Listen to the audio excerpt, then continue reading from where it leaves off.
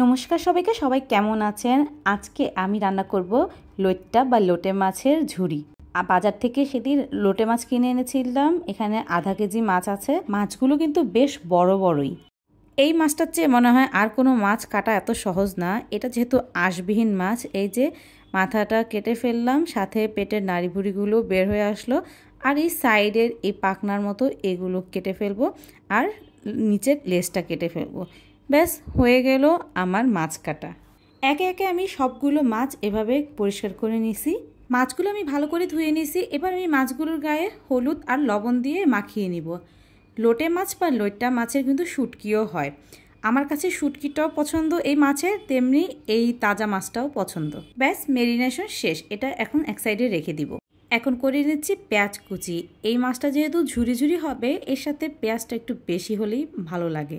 একটা বড় রসুনের 3টা কোষ নিয়েছি। এগুলোকেও আমি কুচি কুচি করে কেটে নেব। রসুন আপনারা বেশি খেলে চাইলে আর একটু বাড়িয়ে দিতে পারেন।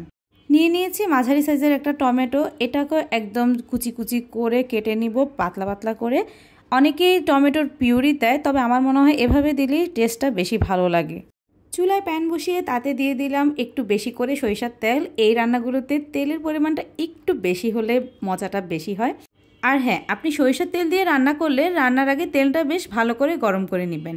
তেলটা গরম হয়ে গিয়েছে। এরপর আমি এতে দিয়ে দিলাম সামান্য কালো জিরা ফোড়ন। ফোড়নটা হয়ে আসলে দিয়ে দেব কুচি করে রাখা পেঁয়াজ। পেঁয়াজগুলো ততক্ষণই ভাজবো যতক্ষণ পর্যন্ত পেঁয়াজগুলোর রং সামান্য পরিবর্তন হয়। এগুলো খুব বেশি ভাজবো না বা বেরেস্তার মতো করব না। আমার পেঁয়াজগুলো ভাজা হয়ে গেছে। এ পর্যায়ে আমি এখানে এই লোটে মাছ বা লইট্টা মাছগুলো দিয়ে দিব একে একে।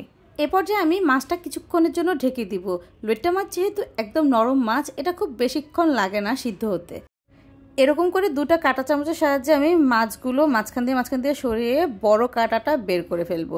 এটা যেহেতু সামুদ্রিক মাছ, এই মাছের কাঁটা এমনিতেও নরম হয়, কিন্তু ঝুরি রান্না করলে কাঁটাটা থাকলে একটু খেতে আনকমফোর্টেবল লাগে। ব্যাস কাঁটাটা ফেলে দিলাম। এভাবে বাকি মাছগুলোরও কাঁটা ফেলে দিব।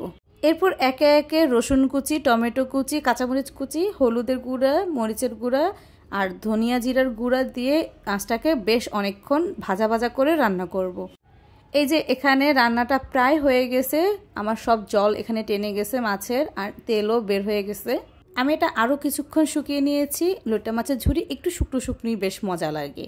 তো হয়ে গেল লইট্টা বা লোটে মাছের ঝুরি।